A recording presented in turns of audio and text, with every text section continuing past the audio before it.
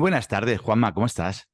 Muy buenas tardes, estoy encantadísimo de que me hayas admitido y me hayas invitado a tu podcast.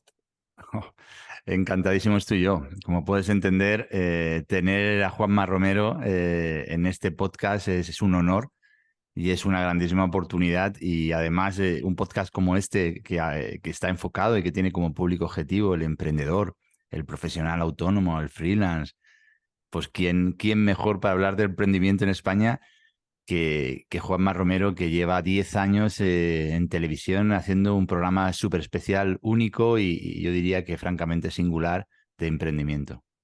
Me estás sacando los colores, empezamos mal, ¿eh, José? No, para Por cierto, ¿a nada. ti cómo te llaman? ¿José, Pepe, cómo te llaman? Pues mira, te diré que hay gente que me llama José, supongo que por costumbre, y gente que me llama José Pascual. Supongo que José Pascual es un poco más largo y la gente se acomoda. Incluso también te diría que hay gente que me llama Pascual. Como te ¿Y sientas más cómodo. cómo prefieres tú?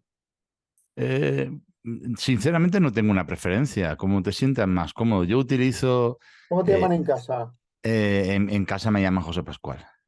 José Pascual. Pues Sí, José Pascual. pues estupendo. Pues sí, así aquí me llaman José Pascual en casa. Juanma, hay mucha gente que te conoce, que conoce a Juanma Romero y otras personas que si no te conocen algo en profundidad han oído hablar de ti.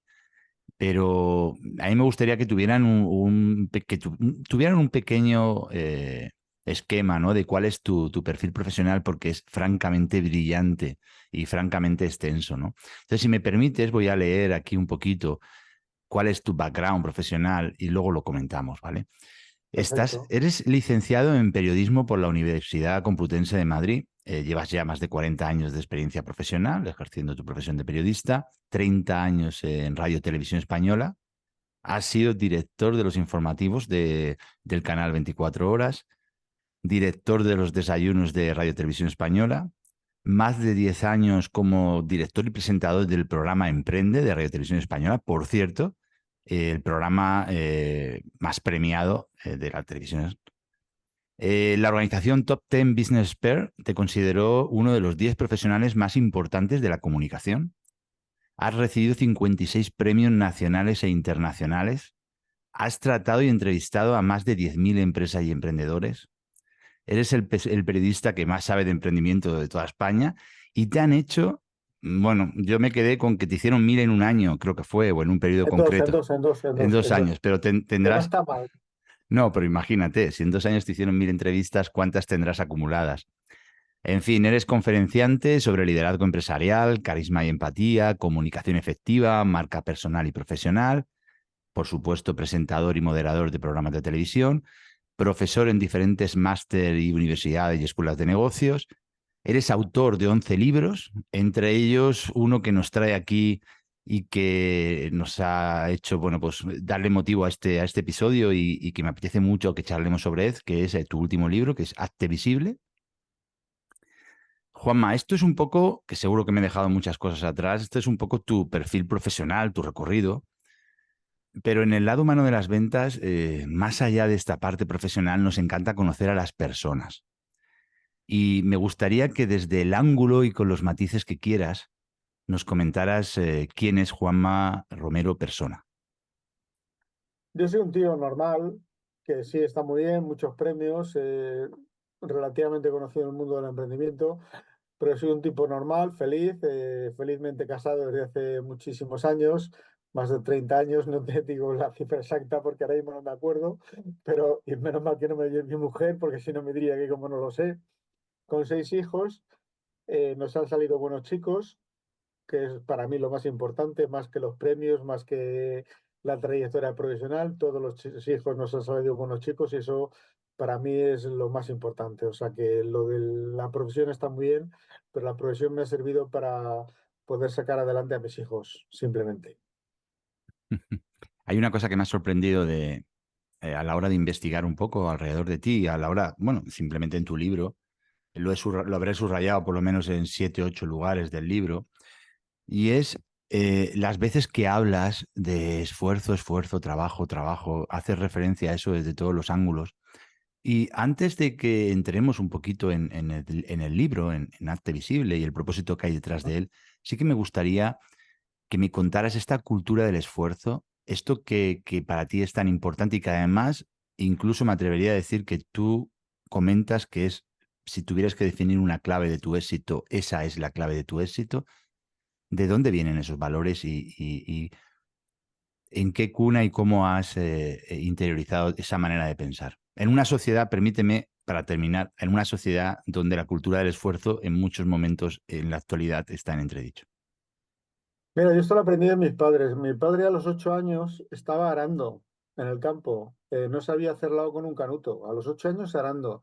Y mi madre a los 14 años estaba sirviendo, se tuvo que ir de su pueblo, el Puente del Congosto de Salamanca, a, con apenas 800 o 1000 habitantes, a un pueblo más grande, en Béjar, que era un pueblo ya grande, cabeza de partido, y se tuvo que ir a servir a una casa de asistenta y trabajando toda la vida duramente. Y luego mi suegra se quedó viuda con 8 hijos y tuvo que sacarles adelante. Y todo lo consiguieron a base de esfuerzo, de esfuerzo. Mi padre, a mí nunca me faltaron 1000 duros que se decía antes en el bolsillo. Ahora serían pues el equivalente a 100 o 200 euros. Yo sería el equivalente para un fin de semana, no me habría faltado nunca, porque mi padre siempre trabajó mucho, nunca me faltó, pero yo siempre vi ese esfuerzo y ese trabajo que mi padre trabajaba constantemente, o sea, trabajaba de sol a sol.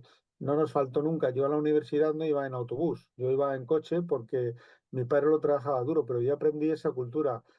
Yo cuando empecé a trabajar no pensaba, hoy no voy a levantarme, hoy no voy a trabajar porque estoy cansado. Me levantaba. Los últimos 15 años de mi vida me los he pasado viniendo a casa de mis padres, ahora ya no porque fallecieron hace 3 años mi madre y hace 4 mi padre. Me los he pasado viniendo a casa de mis padres los sábados y los domingos a, a prepararles las medicinas a las 9 de la mañana, y a las 9:10 estaban preparadas, y hasta las 2 de la tarde que comíamos estaba estudiando, trabajando, preparando libros, escribiendo, haciendo de todo.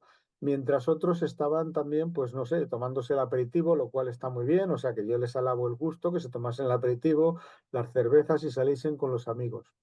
Pero mi cultura del esfuerzo me decía que tenía que aprender y estudiar y trabajar. De hecho, hoy estoy de vacaciones en televisión y, sin embargo, me he pasado toda la mañana trabajando y preparando un curso online que quiero hacer. ¿Qué significa esto?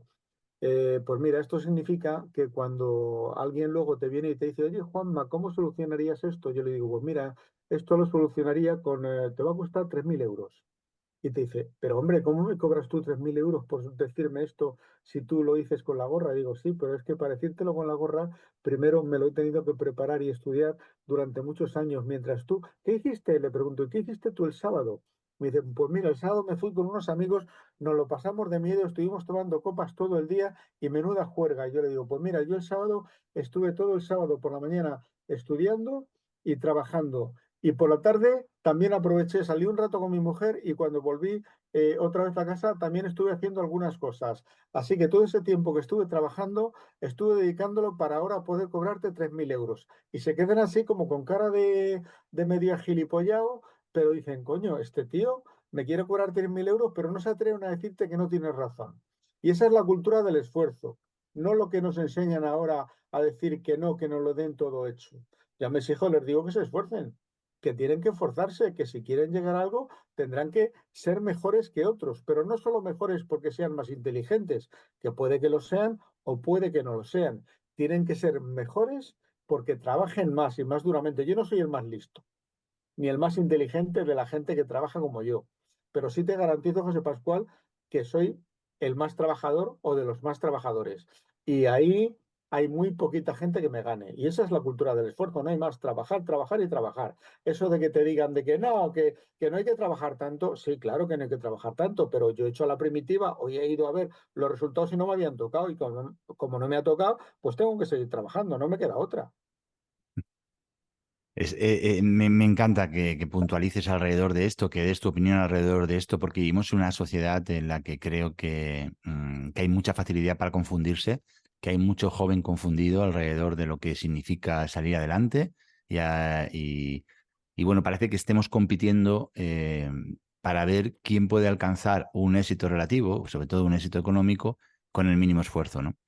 y estamos abandonando esos valores tan bonitos y que crean esa sociedad tan fuerte que son los valores del esfuerzo, ¿no? Y es decir, oye, si quieres ser un buen pianista, pues tendrás que tocar muchas horas el piano, no, no va a ser por generación espontánea, ¿no? Entonces, Efectivamente. y así con cualquier área de expertise en la que nos movamos, ¿no? Necesitas entregarte a ello. Pero perdona, José Pascual, no solo tienes que tocar muchas horas el piano, sino que tienes que tener otras cosas en cuenta, como por ejemplo, tener mucho cuidado con lo que haces con tus manos. No solamente es tocar el piano muchas horas, sino tener cuidado con tus manos y no hacer otras cosas que puedan dañar tus dedos. O sea, no solo es la cultura del esfuerzo, sino es todo lo que lleva a su alrededor. Es decir, la cultura del esfuerzo, en mi caso, no sería solamente estudiar y trabajar, sino luego no cogerme unas borracheras de UPA, o no drogarme, o no dedicarme al juego. ¿Entiendes? O sea, que lleva no solamente estudiar, sino todo lo que lleva. El pianista o el guitarrista tiene que dedicarle muchas horas al piano o a la guitarra, pero además también bueno, a cuidar los dedos, porque claro, sin los dedos, si no te funcionan o los tienes estropeados, o te dedicas a deportes luego que te pueden estropear los dedos, no puedes tocar. O sea que hay que ver todo el conjunto. Así es, así es. Juanma, Simon Sinek, que seguro que lo conoces, en su libro empieza por el porqué. Intenta transmitir la importancia de explicarle a los demás por qué hacemos las cosas, cuál es el propósito sincero e interior que nos lleva a hacer lo que hacemos, porque él está convencido que desde esa verdad, desde esa autenticidad, conquistamos a las personas. ¿Qué te llevó a escribir Arte Visible? Me llevó, por un lado, transmitir 40 años de conocimiento. Son 40 años de trabajo. Yo he tenido mucho éxito en mi actividad. De hecho, 1000 entrevistas de radio en 2 años de una en una no se las han hecho a nadie en este país, ni probablemente se las lleguen a hacer a nadie nunca. Eh, yo he desarrollado un método que explico en el libro, porque lo explico en el libro, o sea, no me guardo absolutamente nada, y eso me llevó a escribirlo, pero también, lógicamente, a rentabilizarlo, que aquí no somos tontos. Yo en el libro lo explico, pero luego hay cosas que no, que en el libro no se cuentan, porque se trata de que luego venga la gente y me contrate para que lo acabe de monetizar, es decir, de poner en blanco sobre negro, o sea, que luego sepan cómo llevarlo a la práctica total, aunque con el libro les vale, o sea, que no tienen por qué contratarme a mí para luego hacerlo, pero lo que ocurre es que luego yo doy formaciones a las empresas para que puedan hacerlo. En el libro te enseño, por ejemplo, a lograr visibilidad en los medios sin tener que pagar a los periódicos, a las radios o a las televisiones para que te saquen qué es lo que quiere un periodista, qué le interesa. Te enseño a que tú le digas al periodista lo que a él le interesa, no lo que a ti te interesa. Pues claro, la gente está empeñada en contar lo suyo porque es muy importante y no se dan cuenta de que lo tuyo tan importante a los periodistas les traes sin cuidado y les tienes que ofrecer al periodista lo que a ellos sí les interesa. Y eso se trata al final de contar un poco la historia de cómo llegar a la prensa, a los medios de comunicación. Y bueno, pues escribir un libro que además la historia es muy sencilla de escribir el libro. Un día me dio por escribir al editor y ofrecerle el libro y a los 10 minutos de haberle escrito me arrepentí porque digo, a ver, con mis 60 años, ¿a qué me meto yo ahora en otro libro que no tengo necesidad de nada? Y digo, bueno, mira, no, como me va a decir que no, ya está. Pero resulta que me dijo que sí. Así que me tuve que poner a escribir el libro y me pasé todo el verano de 6 a 9 de la mañana, todo agosto, escribiendo el puñetero libro. Que bueno, lo más difícil del libro fue hacer el índice. Una vez que haces el índice y ya lo tienes claro, el libro te lo sabes, porque es algo que tú tienes el conocimiento integrado. Y luego, bueno, pues ahí le puse un personaje, Paco el Bocas, que es alguien que dice lo que políticamente tú no puedes decir, lo políticamente incorrecto lo dice él, porque yo hay cosas que no puedo decir. Pero al final fue eso, yo le escribí al editor y pensando que me iba a decir que no, digo, pues, como me pasó con el último, con el anterior, que también le dije a Miguel Ángel Pérez Laguna, oye, ¿por qué no escribimos el libro? Pensando que me iba a decir que no, y dice, ah, pues sí, y bueno, pues me lié, y el anterior, pues igual. Pero bueno, son cosas que pasan. Y entonces, Sí. pero ahora me alegro de haberlo hecho, evidentemente. Entonces, ahí está el libro, es un buen libro para que la gente lo pueda utilizar, sobre todo las agencias de comunicación, que no tienen, muchas no tienen idea de cómo llegar a la prensa. Piensa que si a mí me llegan 200 emails todos los días y leo uno, no es porque yo sea un chulito ni un vago, sino porque ellos no saben cómo hacer para que lo lea. Y que si a mí me llegan 200, haya compañeros que les llegan 2000. Ujú. Entonces, si yo leo uno de los 200 a los que le llegan 2000, es que no leen ninguno. Hay gente que no abre ni el email. Y de eso se trata un poco. Yo he leído tu libro y lo tengo aquí, como puedes ver, subrayado, Sí. marcado, en Los fin. libros son para marcarlos y subrayarlos, está claro. Bueno, tú no verás en mi casa ni un solo libro que no esté absolutamente subrayado, porque mi mujer dice que yo no leo, que yo estudio, ¿no? Y Efectivamente. quizás sea así. Tu libro es una maravilla, sobre todo porque aporta muchísima claridad a quien no sea un experto bueno, en la comunicación, un experto en los medios, como puedo ser mi caso, aporta muchísima claridad. Entonces, a poco que tú seas capaz de quedarte con la esencia, vas a tener mucha claridad de acción. Y yo creo, y a partir de ahí, pues es trabajo, como tú redactas en tu libro, pues ir creándote unas listas de periodistas concretos de tu área, de tu temática, por regiones, etcétera. Está francamente muy bien y es un libro que recomiendo a todo emprendedor, profesional autónomo, freelance, etcétera, que vea en la visibilidad en los medios una manera de promocionar su actividad y de hacer visible su negocio. Francamente, es muy bueno. Hay una cosa que has comentado, Juanma, que me parece interesante porque vivimos en una sociedad compleja a todos los niveles, ¿no? Y tú has dicho, oye, con 60 años, ¿para qué me meto yo en otro lío, no? Y me viene a la cabeza una cosa que leí hace mucho tiempo, que se ha hecho, que es muy popular, igual la has leído tú, que es una entrevista que le hicieron a Clint Eastwood a los 78 años, justo antes de... empezaba al día siguiente a grabar la película, una de sus últimas películas, La Mula. Y le preguntaban sobre el truco para mantenerse tan bien, ¿no? Y él decía, Sí, igual lo has oído, él decía que no dejaba entrar al viejo. efectivamente. Eso, yo tengo 50 años. Yo tengo eso en mi. Tengo un blog de notas dentro de mi móvil y yo ese texto, esa entrevista, la leo habitualmente. ¿Por qué? Porque uno puede considerarse. En cualquier momento de la vida puedes estar pensando ¿y para qué? Y yo ya, y es tarde o es pronto o lo que sea, ¿no? Entonces yo creo que uno de los trucos que podemos aplicarnos todos es el de mantenernos súper activos y súper ilusionados y súper motivados para seguir siendo felices, en definitiva, que es un poco aquello que buscamos todos. Exacto. En mi caso, yo, por ejemplo, fíjate, yo ahora estoy pensando ya en jubilarme el año que viene porque voy a hacer 63 y en televisión nos da la opción de jubilarnos y nos dan un dinero. Lo que no significa que vaya a dejar de trabajar. Es más, el otro día ya me dijo alguien que no utilice la palabra jubilar y jubilarme y tiene razón, porque yo no me voy a jubilar. Voy a cambiar de actividad, voy a dejar la televisión. Si salen los números a partir de enero, que tengo que ver si me salen las cuentas, en diciembre me salían, pero ahora hay una nueva ley en enero y si me salen lo dejo. Y entonces lo que voy a dejar es la actividad de televisión y me voy a centrar más, si puedo, en la radio y en las conferencias. Yo doy bastantes conferencias, doy formaciones, doy seminarios, etcétera, etcétera. Pero voy a seguir con mi actividad, evidentemente, de otra forma diferente, haciendo cosas que me gustan también, pero sin tener que ir todos los días a fichar a televisión. Muy bien. Eh, Juanma, ¿qué casualidades se producen en tu vida para que siendo periodista, a priori sin una base de emprendimiento, termines siendo el periodista más especializado en emprendimiento de España? ¿Qué casualidades se producen y cómo surgió esa idea? Mira, te lo voy a contar. Resulta que llega el PP al gobierno con Mariano Rajoy. Y a mí siempre se me ha asimilado con una persona de derechas, no sé por qué razón. De hecho, pensaban que era del Opus porque tengo 6 hijos. Así, aquí el que tiene 6 hijos tiene que ser del Opus porque sí, no sé por qué razón. Nunca ha sido del Opus, pero bueno, te asimilan del Opus, pues ya está. Y entonces llegan los del PP y me ofrecen ser director de los desayunos de Televisión Española o de la noche en 24. Y les digo que, bueno, que me da igual, que lo que ellos quieran. Y al final me hacen director de los desayunos de Televisión Española.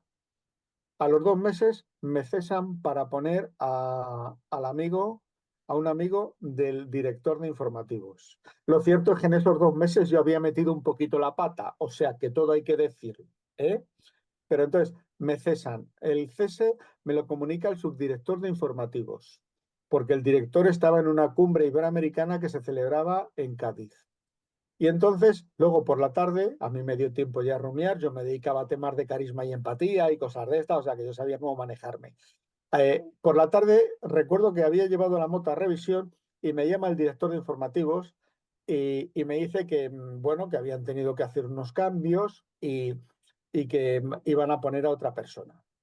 Y entonces yo le digo, ya Julio, pero es que fíjate que yo llevo 2 meses en el cargo y van a decir que vaya mierda de periodista, que a los 2 meses le han cesado, que vaya inútil. Y el otro me dice, no, Juanma, si tú eres un magnífico profesional, pero ha habido que hacer unos cambios. Y yo empiezo a echarme mierda encima, pero mierda, o sea, no te puedes imaginar hasta qué extremo decir, no, pero es que tú fíjate, menuda mierda de periodista, van a decir que joder, que vaya inútil, que vaya inutilidad, que no sé qué. Y yo, cuanto más eso, más mierda. Y cuanto más mierda me estaba echando yo encima, peor le hacía sentir a él. Y cuando ya le tenía en tal estado de ansiedad que no se podía sentir peor, le digo, por cierto, Julio, me gustaría verte el lunes en tu despacho un par de minutos para proponerte un tema.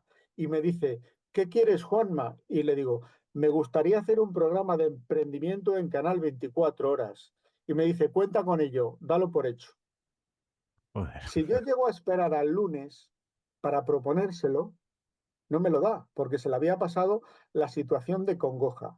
En cualquier caso, viendo que esto el lunes también se le podía haber ido la idea, como iban a sacar una nota de prensa diciendo los nuevos cambios de los desayunos, yo elaboré una nota de prensa diciendo, y Juanma Romero deja de ser director de los desayunos y pasa a ser director adjunto y se va a ocupar además de dirigir y presentar un nuevo programa que se va a emitir en Canal 24 Horas que se llama Emprende y que va dirigido a los emprendedores. Chim, pam, pum, pum, pam, pam.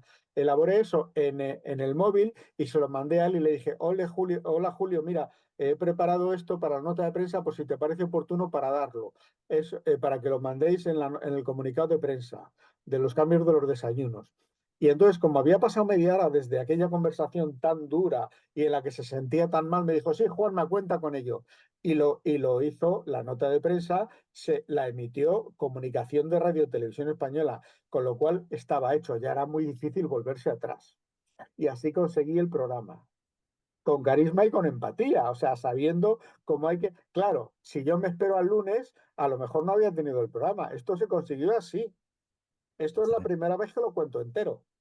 Esa habilidad que tuviste para gestionar aquella situación de crisis, para Claro, convertirla en una oportunidad, es magnífica, efectivamente, es claro. magnífica. Pero, ¿por qué querías hacer un programa de emprendimiento? Bueno, yo llevaba 15 años tratando con emprendedores. O sea, yo lo del networking, para mí era, yo daba charlas de networking, del elevator pitch, daba formaciones. O sea, yo llevaba muchísimo tiempo tratando con estos temas y con emprendedores. O sea, que no era una cosa nueva. Mm. ¿Entiendes? Yo había emprendido. O sea, yo de hecho, años antes había montado digamos, un emprendimiento, como lo llamases, para dar formación sobre eh, adicciones digitales. Yo monté una asociación que era Adicciones Digitales para enseñar a la gente a utilizar el móvil, el ordenador y todo esto, cuando empezaron a utilizarse los ordenadores. En la época en la que se decía que el ordenador había que dejarlo en una sala común con la pantalla mirando a la puerta para que cuando los padres pasasen, mirasen, viesen de pasada de un vistazo lo que hacían sus hijos con el ordenador. ¿Te acuerdas de aquello? Sí, Pues sí, yo sí, sí. aquello daba conferencias sobre eso y daba conferencias para aburrir. Pero claro, no lo rentabilizaba. Hasta que un día me llegaron a ofrecer 100 euros por irme a Murcia desde Madrid para dar una conferencia y pagarme yo los gastos. Y entonces ya dije, se acabó. Pero claro, me habían hecho tantas entrevistas en la radio y en la prensa y en televisión que entonces pivoté y entonces me dediqué al tema de enseñar a lograr visibilidad en los medios y a la marca personal. Pero yo llevaba ya mucho tiempo con emprendedores y tratando temas de emprendimiento. ¿Cómo es emprender en España? Desde tu experiencia. Hay de todo. Hay gente muy lista que su principal virtud es que sabe dejarse aconsejar y acompañarse. Y hay gente muy tonta que se cree que lo sabe todo y al final se pega la torta. Hay gente hay gente que también se cree que lo sabe todo y al final triunfa, pero son los menos. O sea, yo soy de la opinión de que, hay que saber dejar aconsejarse. O sea, que hay gente que piensa que no se puede fiar de nadie y que tiene que hacerlo todo. Hay gente que tiene mucho ego y que piensa que al saberlo todo no puede, tener a nadie que sea más listo que ellos a su alrededor, porque les hacen sombra. Esto es el tema del carisma y la empatía, que yo lo enseño, lo hablo mucho sobre todo con los ejecutivos. Yo enseño a los ejecutivos a ser más carismáticos. Entonces, yo a los ejecutivos les digo, mira, tú tienes dos opciones, o tener miedo a que te hagan sombra o querer que te den sombra.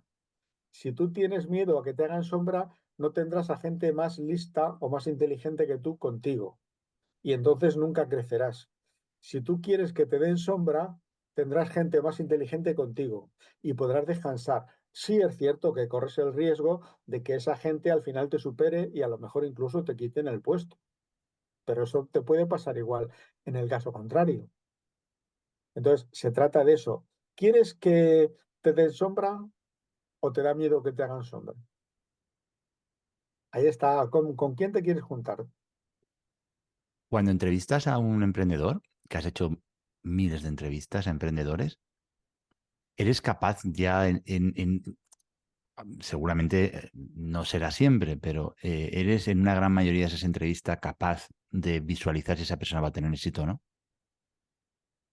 Por su manera, Eh, lo quiero aterrizar no tanto a lo que te cuenta, no tanto al proyecto, sino a lo que tú puedes ver más allá, ¿no? Cuando miras a los ojos a una persona, después de tantos años entrevistando personas.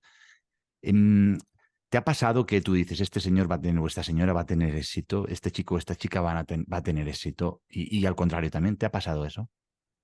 Alguna vez, pero tampoco te puedes fiar tú de pensar esto. Yo sé que este va a triunfar o este no va a triunfar, porque eso es un poco también, ser pretencioso, decir, no, es que yo soy muy listo y sé que este va a triunfar, porque al final es una percepción de un rato y pensar que tú, porque tú pienses que has entrevistado a 20.000, sabes lo que va a hacer una persona o si va a triunfar o no, porque esa persona a lo mejor ese día, viene a verte a ti que eres el de la tele y eres un tío importantísimo, para él eres la leche en ese momento y viene con una actitud que no tiene habitualmente y a lo mejor viene con una actitud muy humilde o muy pretenciosa y entonces él no viene con la actitud habitual, ¿entiendes? Y Ujú. entonces, ¿cómo juzgas tú a esa persona? Tú para juzgar a una persona tienes que verla durante varios días y en diferentes situaciones. Entonces, ver a una persona, durante media hora y decidir si va a triunfar o no es muy complicado. Yo no me atrevo a decirlo. O sea, habrá gente que diga, sí, yo sé si va a triunfar o no, pero yo, chico, no me atrevo.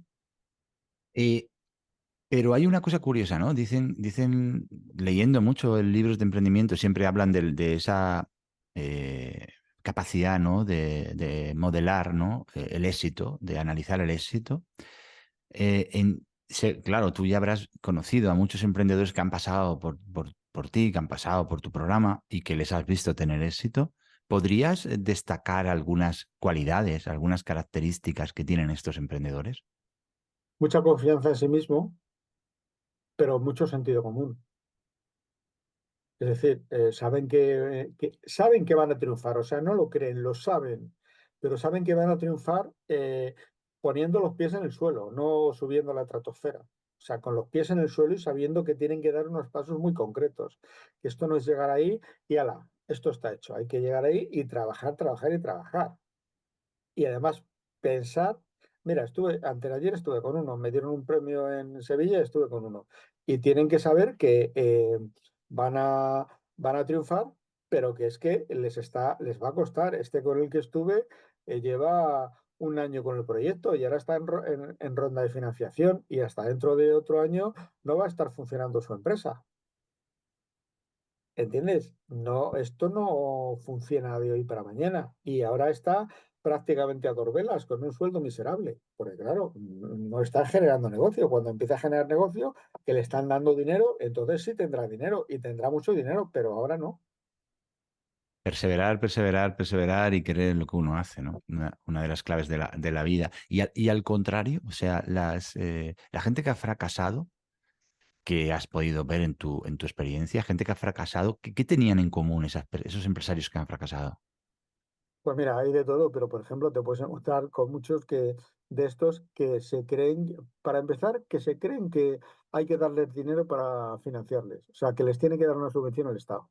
De estos hay muchos. O sea, hay emprendedores que no son emprendedores, que son funcionarios emprendedores, que les llamo yo, que lo que hacen es que dicen, no, no, a mí que me den dinero el Estado y entonces emprendo. No, chato, tú te buscas la vida como ha hecho todo el mundo todo el tiempo. Entonces, o hay emprendedores que les dan consiguen una subvención de 20 o 30 mil euros y dicen, bueno, entonces lo que voy a hacer ahora, porque hay que dar buena imagen, me voy a alquilar un loft, como dicen ellos, que no es más que un local y que me cuesta 2.500 euros al mes porque tiene que estar en una buena zona de Madrid, de Barcelona o de Murcia, me da igual. Entonces son 2.500 euros, pero tienes que pagar además de los 2.500 euros, tienes que pagar una fianza de 2 meses, con lo cual son 7.500 euros. Y lo tienes que amoblar, con lo cual ya son 10.000 euros. Y además me voy a comprar un coche, porque claro, el coche tengo que tener un coche que, bueno, que tenga que para dar una buena imagen, porque claro, esto es una startup, no es una Q3, con lo cual se te van otros 5 o 7 mil euros entre plazos y demás. De ahí luego tienes que ver luz, agua, gas, no sé qué. Han pasado 2 meses, te has gastado los 30.000 euros, no has facturado absolutamente nada y cierran la empresa. A mí esos emprendedores, yo los corría a gorrazos. Esos emprendedores para mí, cuando se habla de segunda oportunidad, no se la merecen. Esos emprendedores no merecen, es que no son emprendedores, son unos descerebrados que no merecen segunda oportunidad. A mí me vale el emprendedor que va con una furgoneta de tercera mano, que va con las manos llenas de polvo y de porquería, de cargar cajas, de llevarlas él de un sitio a otro. A mí ese es el emprendedor que me vale. El otro no me vale. Y de esos otros que, que van con el local alquilado y el coche nuevo y demás, hay un montón. Y esos no merecen ningún respeto, merecen que los corran a gorrazos por la calle principal de su ciudad. Es que es lo que pienso yo. Claro, que tú luego hablar de eso y dices, no, hombre, no, segunda oportunidad, segunda leche que le doy, una en cada lado de la cara. Qué bueno. ¿Y qué me dices, Juanma, de la cantidad de gente que hay fuera? Y fíjate, yo en este podcast que me dirijo mucho a ese freelance, ¿no? Que no llega todavía a ser quizás emprendedor, ¿no? Ser profesional autónomo, que le cuesta tanto pasar de las ideas a los hechos. Yo creo que este país a nivel psicológico también tiene mucho que cambiar en ese sentido, ¿no? En ese sentido del atrevimiento, etcétera. Pero yo creo que hay gente brillantísima ahí fuera con la que comparto momentos, incluso alguna entrevista de gente con muchísimo talento, pero que la transacción entre, o más que la transacción, el paso entre las ideas que pueden ser brillantes, ¿no? Y el talento que tengan innato a los hechos les bloquea. ¿Qué les dirías tú que has visto tanta gente empezar y conseguir sus proyectos? Si están bloqueados psicológicamente, un psicólogo. Pero vamos, así de fácil. Oye, que yo vi al psiquiatra, ¿eh? Que no pasa nada, o sea, que ya lo cuento. De hecho, tengo una conferencia que se titula Yo sí voy al psiquiatra y está en YouTube. O sea, que Mm, no pasa nada. Que es que eso es de psicólogo o un coach, que les ayuden, que no pasa nada por pedir ayuda. Que eso es un problema mental de que tienen ahí una barrera que les impide lanzarse. Y a lo mejor necesitan a alguien que les haga las preguntas adecuadas para ver por qué no se lanzan. Y no tiene mayor importancia. Y vas y pides la ayuda adecuada. Ya te mm. lo digo, que yo voy al psiquiatra. De hecho, recuerdo un premio que me dieron hace 3 años en Sevilla, cuando empecé a ir al psiquiatra y di las gracias por el premio. Y dije, sí, muchísimas gracias por el premio, pero yo lo que quiero contaros ahora aquí es que yo voy al psiquiatra y que si alguien necesita ir al psiquiatra, que vaya al psiquiatra. En mi caso fue porque estaba cuidando a mi madre y quedé muy mal, porque me tiré 1 año y medio en casa con mi madre, cuidándola día y noche, a que yo acabé yo más tocado que ella, evidentemente. No tiene nada que ver con eso porque es un tema diferente, pero si tienen que ir a un psicólogo o a un coach, que vayan y que pidan ayuda, que no pasa nada. Mm. Ahí suele haber Vale, detrás una gran barrera problema mental de de tienen creencias, miedo. Pues si tienen miedo, lo pides. de Pides creencias, ayuda. sí, sí, creencias limitantes que además los coaches pueden ir a un psicólogo perfectamente, pero que los coaches un buen coach está bastante bien especializado en el tratamiento de las creencias y es algo que a través de las preguntas adecuadas se suele desmontar con cierta facilidad. Y a mí me parece un tema interesante, ¿no? El de abordar Efectivamente, pues yo te digo, un psicólogo, un coach o lo que quieran. abordar el atrevimiento, sí, sí, sí. A nivel institucional, a nivel a nivel país, a nivel político, sin entrar en detalles de la política en sí, sino a nivel institucional, ¿qué cambiaría si pudieras para que el emprendimiento en España tuviera más éxito o tuviéramos más emprendedores todavía? Porque al final esto es lo que mueve un país, no nos equivoquemos. Hombre, yo me plantearía, de momento, no poner dificultades a los emprendedores. No digo que les den ayudas, o sea, vamos a dejarnos ya de ayudas, que no les pongan dificultades. Una tarifa plana de unos años no estaría mal, siempre y cuando los emprendedores no ganen un dineral. Evidentemente, un emprendedor que te gana 300.000 euros al mes no necesita una tarifa plana de 50 euros, pero un emprendedor que está sacando su negocio y que le cuesta 3 años sacarlo y que se está autopagando 1.000 euros al mes, si le cobras 280 euros al mes de autónomos, pues le estás hundiendo en la miseria. Vamos a ver. Claro, que es que si utilizas eso para pagarte los viajes del Falcon o para pagarte otros viajes, pues es que estamos muy malos, claro. O sea, entiendo que hay gente que tiene que viajar en el Falcon porque no puede ir en el tren o en el AVE como todo el mundo, pero vamos, que es que no es eso. O sea, que hay que buscar puntos donde no se perjudique a los emprendedores, pero a los emprendedores y a los trabajadores en general, de eso se trata. Sí, creo que hace falta ver el emprendimiento como una herramienta de potenciar el país, de potenciar la economía, y creo que habría que tomarlo como una inversión. O sea, las empresas invierten en cosas, ponen unos activos a disposición de determinadas ideas con el fin de recuperar esa inversión, tener un retorno de la inversión. Aquí tú montas una actividad económica y desde el primer mes te cosen a gastos.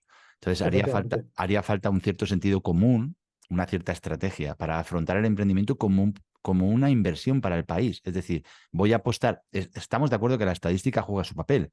De cada 100 me van a salir bien 10, 15, no lo sé, no sé cuál es el margen. Pero es que igual eso es magnífico. Igual ya eso es magnífico, haber apoyado a Es esa que, gente. es que esos 15 a lo mejor te crean 10.000 empleos. Claro, claro. 1.000 o 200 me da igual, pero te crean empleos.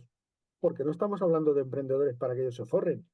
Estamos hablando de emprendedores para que ellos se forren y te creen empleo. Pero claro, estamos hablando de Amancio Ortega. ¿Cuántos empleos tiene creados Ortega? No sé, miles. Pues eso, Una barbaridad. Lo que claro, este pues empresario o Juan Roche, por Juan ejemplo, Roch, al mando de Mercadona, aparte que son ejemplares, que para mí lo son, oye, habrá quien opine lo contrario, para mí son ejemplares en su manera de mirar, en su manera de actuar, su comportamiento. Joder, madre mía, ojalá tuviéramos muchos más de este claro, perfil, ¿no? pues de eso se trata. O sea, no es solamente que ellos ganarán todo lo que ganen, que para eso se han montado su negocio, pero es que han creado empleo. O sea, tú fíjate en la de las familias que tienen todos los meses para llevar un filete a sus hijos a casa. Es que hay que Mm, pensar en eso, pero para eso hay que ponerse lo menos difícil. No digo claro, que no les, que no, que se lo pongan, que se lo regalen, pero menos difícil, sobre todo cuando empiezan. totalmente, totalmente. Eres un apasionado también de la marca personal y hablas también de marca personal. Detrás de la marca personal, y cuando digo detrás de la marca personal me refiero detrás de las personas que han alcanzado la marca, tener una marca en el mercado, estamos hablando evidentemente dentro del mundo de los negocios, ¿qué hay más? ¿Causalidad o estrategia? Y te pregunto esto porque sé que eres un amante de la estrategia y que en la estrategia te ayuda en lo personal y en lo profesional muchas veces y la miras como una gran arma, ¿no? De supervivencia, si me permites. Pero ¿qué crees que hay más hoy en día? Yo creo que es la estrategia. O sea, si yo lo baso todo en la estrategia. La estrategia, y además la estrategia siempre es a medio y largo plazo, aunque la puedes utilizar. Es más, la estrategia es a medio y largo plazo, pero la puedes utilizar para ahora mismo. Pero porque tú ya la tienes a medio y largo plazo. Yo puedo utilizar mi estrategia a medio y largo plazo, por ejemplo, cuando se publica un artículo mío en algún sitio, son estrategias que utilizo a medio y largo plazo, pero también las utilizo para ahora mismo, o sea, de lo que se ha hecho hoy, lo hago hoy, ahora mismo, pero es la estrategia que vengo desarrollando desde hace tiempo. Es decir, siempre estrategia. Para mí la estrategia es fundamental, o sea, es lo que te mueve y te permite desarrollarte. Eso es lo que te está llevando y además la estrategia que es algo que cambia, que no es una cosa que haces tú y que permanece ahí inmóvil, no, no, la estrategia cambia, vamos, yo la he cambiado, la cambio cada 2 por 3, o sea, cuando no me funciona una cosa, directamente la tiro. Mira, te voy a poner un ejemplo de estrategia. con mis cuentas de Twitter. Yo tengo 6 o 7 cuentas de Twitter, no sé ni cuántas tengo. Las cambio el nombre cada 2 por 3 cuando me interesa. He tenido una que era Carisma y Empatía. Luego, no, esa la tengo ahora, la cambié y la volví a poner, pero he tenido Hazte Visible, la tengo ahora. Antes tenía otra que era, no sé, Adicciones Digitales, creo que también la tengo ahora, pero tenía otra, las cambiaba el nombre cuando me interesaba según la necesidad. Un café con Juanma, come con Juanma, las he cambiado según me interesa en cada momento, ¿entiendes? Eso Ujú. es parte de mi estrategia, para eso tengo las cuentas y las cambio según la necesidad. Yo creo que la estrategia es fundamental, pero vamos, que no es que lo diga yo, que esto se viene diciendo de toda la vida. O sea, la estrategia para la guerra, la estrategia para la guerra se desarrolla, la estrategia se prepara antes de ir a la guerra. Cuando tú vas a la guerra ya tienes que tenerla hecha. De hecho, el libro El arte de la guerra de, no recuerdo cómo sea, Sí, Tin Su Sun Tzu, Chun Chun Chun Sí, Chun, sí, o Kim no Chun recuerdo el Chun, nombre, sí, que le he sí. leído varias veces, pues es eso. O sea, te dice, tienes que tenerla preparada antes. Si te vas allí al campo de batalla, en el campo de batalla a preparar la estrategia, la hemos fastidiado. Otra cosa es que según se desarrolle la batalla, tengas que cambiarla, pero hay que hacerlo antes. Y porque además es que, fíjate, yo incorporaría como obligadas dos asignaturas en el desarrollo de los chavales, en el desarrollo de los colegios y de los institutos. Una es la habilidad de comunicar, vamos a decirlo Sí, así, que yo la ligo mucho con la habilidad de vender, porque al final yo hablo de ventas, pero es al lo final mismo, es la capacidad de llegar al otro, de poder trasladar tus ideas al otro, convencer, con cierto carisma, como tú hablas, y también me parece súper interesante formar a las personas en visión estratégica. ¿Por qué? Porque la visión estratégica, que en muchos se han intentado hacer cosas de este tipo alrededor, por ejemplo, del ajedrez y alrededor de determinados juegos, es clave, porque al final uno en la vida tiene que andar con cierta visión estratégica. Es decir, si muevo la pieza esta, ¿qué reacción puede tener la otra pieza? efectivamente. Qué puede tener a medio y largo plazo determinada acción? Etcétera, ¿no? Y esa visión estratégica no deja de ser una manera aterrizada de tener sentido común para vivir, porque la vida no deja de ser un espacio en el que uno se lo tiene que intentar organizar, con la mirada en hoy y también con la mirada en mañana y en pasado mañana. Y por eso cuando hablas de estrategia me llega mucho porque me siento muy identificado. Eso sí, añadiría un detalle, siempre con pensamiento crítico, porque creo que es ya la otra parte que nos hace crecer, el darnos, es decir, si algo no funciona hay que cambiarlo, no voy a ser un cabezota. Efectivamente. Hay que cambiarlo, efectivamente. Eso me pasó a mí, por lo que te decía antes de cuando me ofrecieron 100 euros por ir a Murcia a dar una conferencia. Allí ya tuve que cambiarlo porque yo estaba empeñado en que iba a funcionar lo de las conferencias de ediciones digitales. De hecho, hice de todo. O sea, yo ahí, fíjate si hice que hasta escribí un libro en castellano y lenguaje SMS con mis hijos. Daba las conferencias en lenguaje SMS, que bueno, las conferencias hablaba en castellano, pero el PowerPoint era en SMS para que los chavales de 15 años eh, eh, tuviesen interés en verla, en escucharla. O sea, que te quiero decir que hice absolutamente de todo. Tuve mucho éxito dando conferencias, pero no lo rentabilicé. Y yo me empeñaba y le decía a mi mujer, Leonor, que sí, que esto va a funcionar, que voy a ganar dinero con esto. Y ella de Juanma, déjalo, que no sé qué, que no sé cuánto, y yo que sí, que va a funcionar, hasta que ya me ofrecieron eso y dije, tienes razón, Leonor, se acabó, no lo voy a hacer más. Y ahí ya pues hubo que cambiarlo, porque es que no funcionaba lo que tú dices, tienes razón. O sea, que es que no podía ser. Y entonces hubo que cambiar, pero sí, es lo que tú dices. Te he oído y te he leído muchas veces hablar de que nos centremos en ser felices. Sí, Em, ¿Dirías que es más importante el desarrollo personal que el desarrollo profesional? por supuesto. A mí de que me vale que me den 56 premios y estoy divorciado, mis hijos no me hablan. ¿Para qué lo quiero? Lo he dicho en mi último premio. En mi último premio en Sevilla he dicho, ojo, que está muy bien que montéis empresas y startups de éxito, pero que conozco a muchos emprendedores, a decenas de emprendedores que han montado startups, se han centrado en su empresa y ven a sus hijos cada 15 días, porque han cogido, han destrozado su matrimonio, no se hablan con su pareja y ahora muchos de ellos ni siquiera se hablan con sus hijos y tampoco tienen empresa. Vamos, yo lo tengo clarísimo, ¿eh? O sea, entre mi profesión y mi familia, pero vamos, que le den morcillas a mi profesión, me voy de tendero donde sea, o de repartidor, o me voy de conserje, pero vamos, que le den morcillas a los 56 premios y a los 2000 que me den. Pero vamos, lo primero la familia, lo personal y luego lo profesional. Para mí, ¿eh? Habrá gente, yo conozco gente que no, que ha cogido y es que conozco casos que han dejado que ven a los hijos cada 15 días. Totalmente. Eh, eh, me- Y son imbéciles porque es que además conozco casos que ven a los hijos cada 15 días y es que además han perdido la empresa. Y eran empresacos, ¿eh?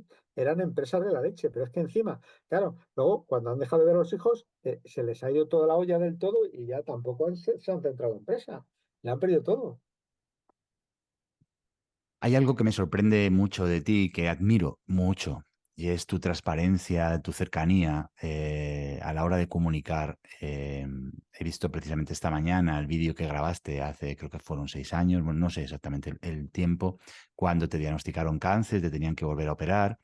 Y traigo esto aquí porque creo que una de las cosas, no podemos, yo soy un convencido de que la vida profesional y la vida personal, y me viene muy bien hilarlo con lo que hemos hablado, hoy en día no se puede separar. Tenemos que, en la sociedad que vivimos, tan sumamente intensa, tenemos que ser capaces de hacer que todo maride y que todo tenga una armonía. Pero luego hay algo más, ¿no? Y es ese equilibrio emocional, ese equilibrio personal ante las distintas crisis que pasamos como seres humanos a lo largo de nuestra vida. Yo te he oído hablar con bueno, grabaste un fragmento incluso para emitirlo en el programa, hablando con claridad, con honestidad, con transparencia de lo que te estaba pasando, de ese cáncer que tenías, al que te tenías que volver a someter a una operación, bueno, a todo el tratamiento, y lo hablabas de una manera que transmitías tranquilidad, ¿no? Emociona verlo. A mí me interesa mucho esto porque la vida está llena de desafíos y me gustaría que nos contaras cómo viviste una persona de éxito, un tipo de éxito como tú, que tenía un gran éxito, que yo diría que en lo personal, por lo que se te ve y por lo que se te escucha, y en lo profesional, esta crisis, ¿no? ¿Cómo afrontaste ese desafío y qué sentiste en ese momento y qué aprendiste, si me permites hacer la pregunta larga? Sí, por supuesto. Mira, además, fíjate, a mí, como todos los tíos soy gilipollas, porque como todos los tíos soy gilipollas, yo oriné un día sangre y me callé, no sea que tuviese algo malo. No dije nada. Volví a orinar sangre y se lo comenté a mi mujer, digo, bueno, voy a decírselo. Y me mandó al hospital. Y entonces en el hospital me mandaron una ecografía, me fui a hacer la ecografía, fui yo solo porque digo, bueno, para la ecografía ya cuando me den los resultados, pero ahí vieron algo malo. Y entonces me dijeron que me esperase, que me iba a ver la doctora. Llamé a mi mujer, que no le dio tiempo a llegar, y me dijeron que tenía un tumor, que tenían que operarme, que era un tumor en la vejiga. Bueno, pues yo salí de allí medio gilipollas, como te puedes imaginar, pensando, yo soy creyente, pensando, Señor, con la de hijos de Satanás que hay en el mundo, ¿por qué me tiene que tocar a mí? Pero bueno, salí de allí, era un hospital privado, mm, me operaron rápidamente por eso, yo no sé qué habría pasado en un público, pero bueno, me operaron, esto fue un jueves, el miércoles siguiente me operaron.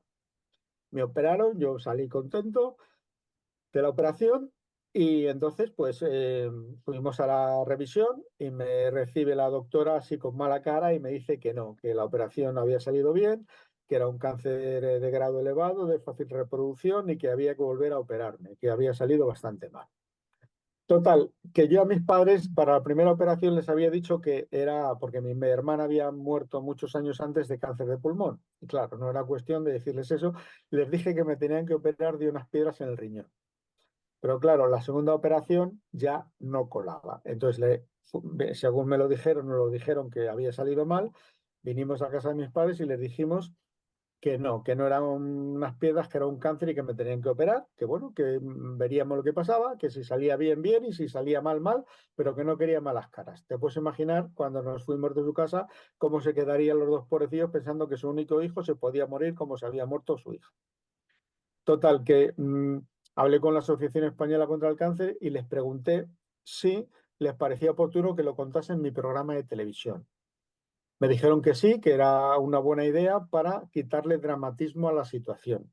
Me dieron una serie de datos, como que hay 320.000 personas, creo recordar, o algo así, todos los años eran diagnosticadas de cáncer, que la mayoría sobreviven, que ya no era una sentencia de muerte como antes, y unos datos más. Y entonces yo me preparé un texto que lo puede ver todo el mundo que quiera buscarlo en YouTube. Si buscan Juanma Romero Cáncer, lo van a contar, lo van a encontrar. Lo que van a encontrar ahí es lo mismo que conté en televisión, que lo he cortado y lo he subido. Y entonces me preparé un texto y lo escribí para leerlo en televisión. Con tan mala suerte que cuando me puse a leerlo, al que estaba pasando el teleprompter se le fue la mano y se perdió el texto.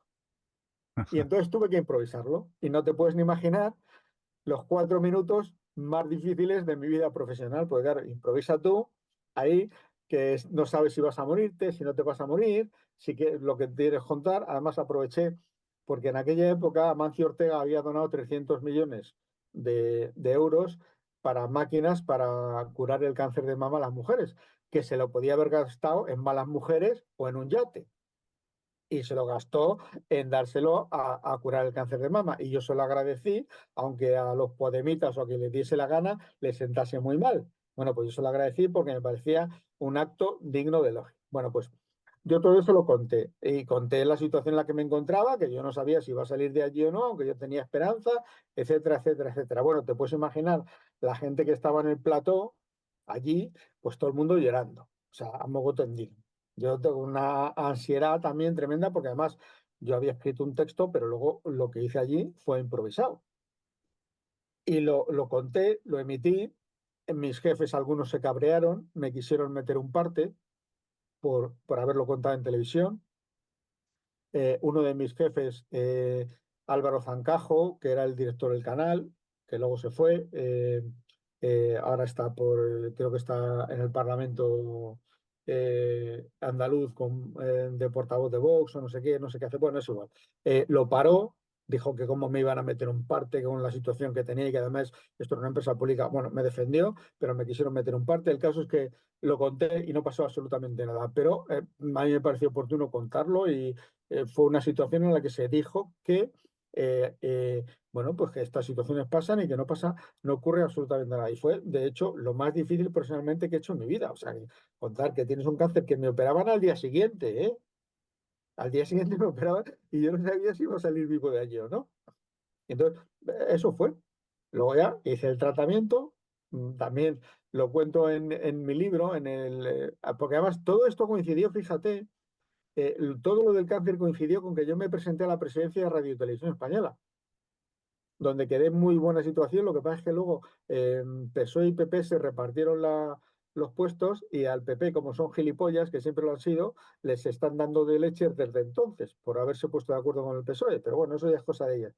Y además coincidió con que escribimos mis hijas y yo un libro que se titula Carisma y Empatía, donde ahí cuento todo esto del cáncer. En el epílogo cuento esto del cáncer. Y además mis hijas y yo también en esa época montamos en Amazon una tienda de mapas de rascar, estos mapas que pones y a los países que has ido los rascas y cambia de color. Sí, sí, O sea sí. que fue una época bastante ajetreada, que fue una ruina, por cierto, lo de los mapas.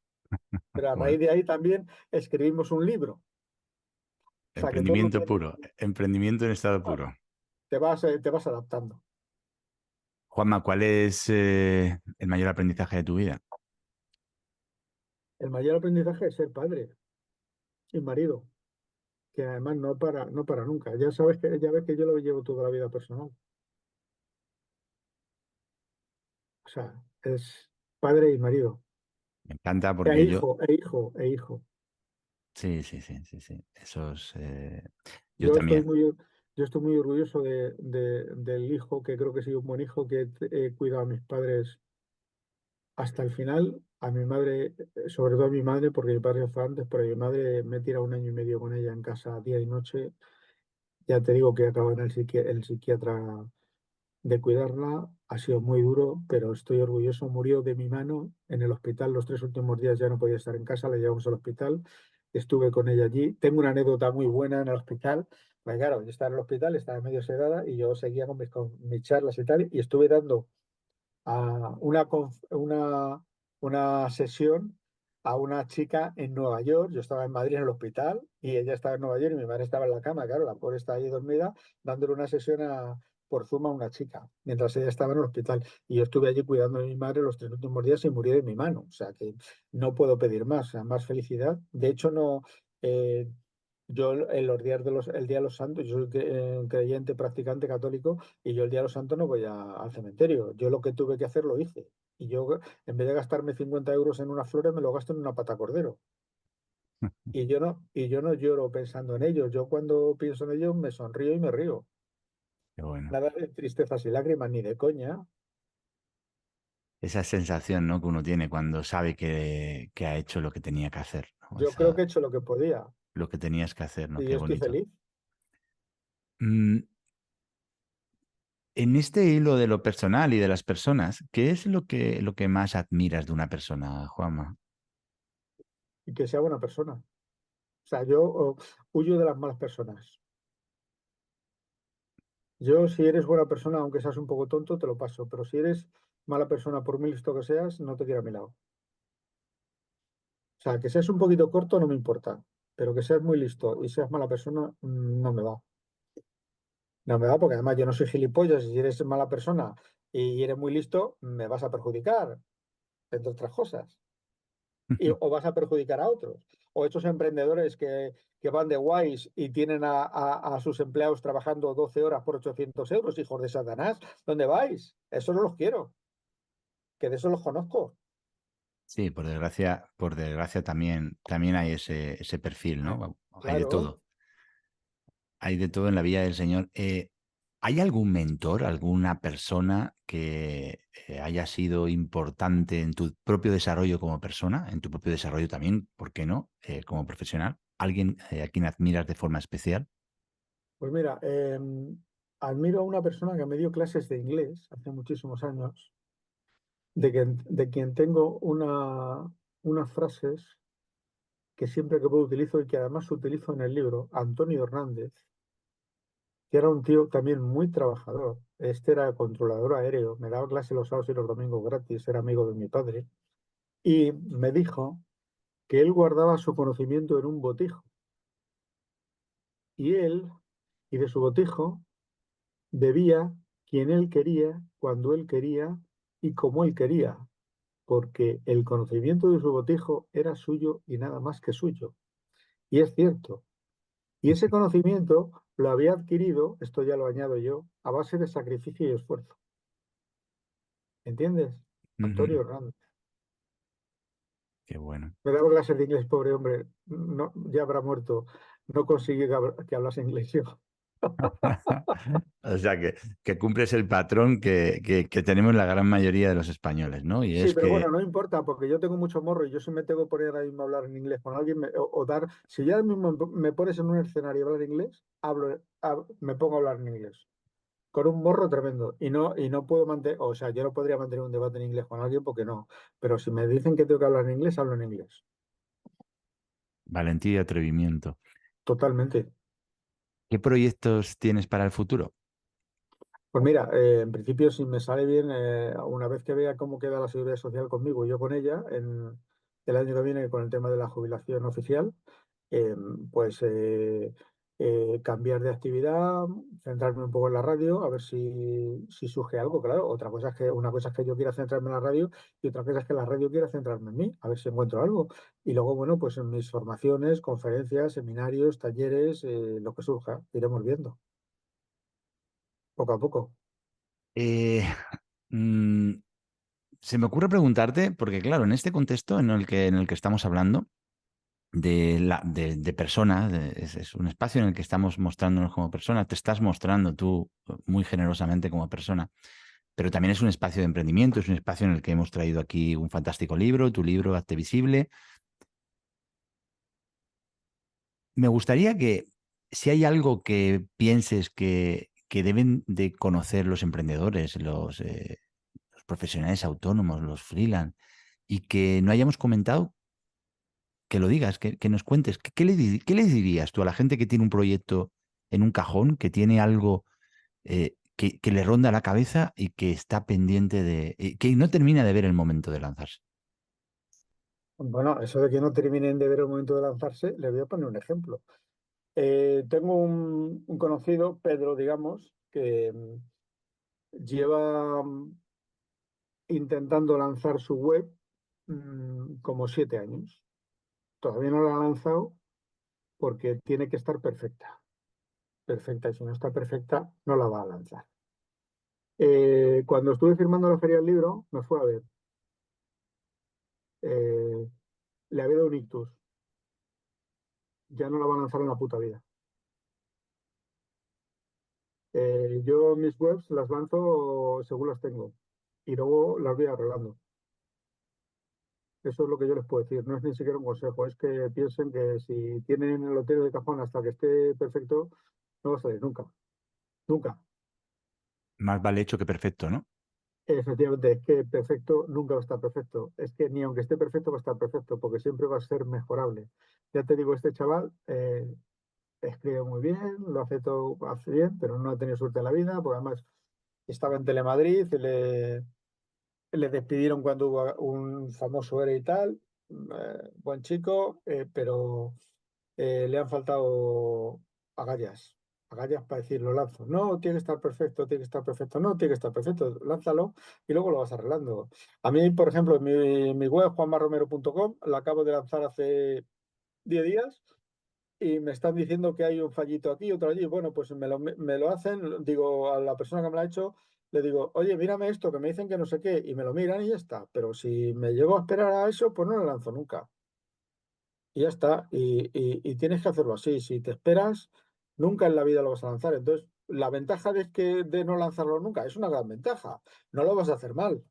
Tampoco la vas a hacer bien, claro. No te O vas a sea que equivocar, claro, no te no vas a te vas a equivocar. equivocar. Bueno, sí te vas a equivocar, porque si no, no hacer las cosas también es una equivocación. Eh, Me Mira, viene a la esto vendría a cabeza. ser, fíjate, te voy a poner un ejemplo.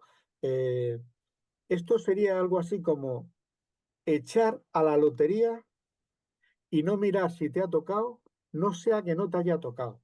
Fíjate. Pero ¿y si resulta que a los 6 meses que ya ha caducado, miras si sí te ha tocado? Para darte de hostias.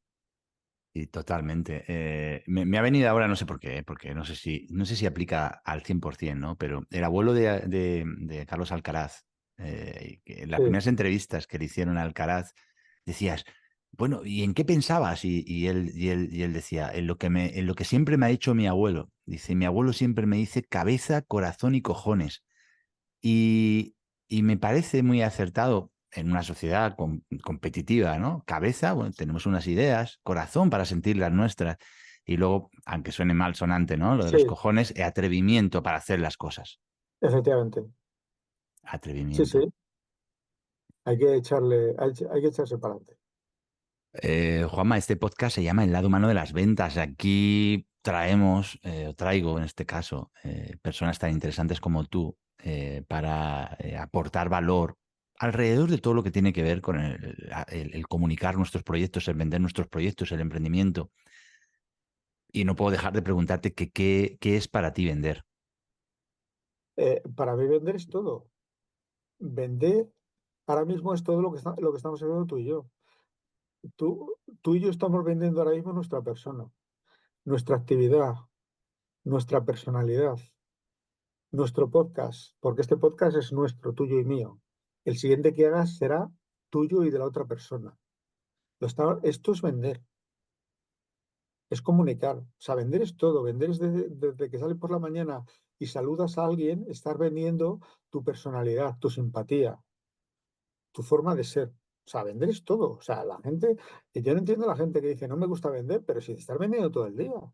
Totalmente. Es que luego también tenemos no sé, luego también podemos distinguir entre vender y despachar. Por ejemplo, a mí me gusta cuando doy alguna sesión de venta, que me gusta distinguir, por ejemplo, entre vender y despachar. Si tú vas a la panadería y dices, deme una barra de pan y te dan una barra de pan y ya está, pues estás despachando una barra de pan. Ahora, si dices, deme una barra de pan y de, bueno, mira, tengo aquí unos bollos de no sé qué y un pastel de no sé qué y te lleva los bollos y el pastel, no te están despachando, te están vendiendo. Total.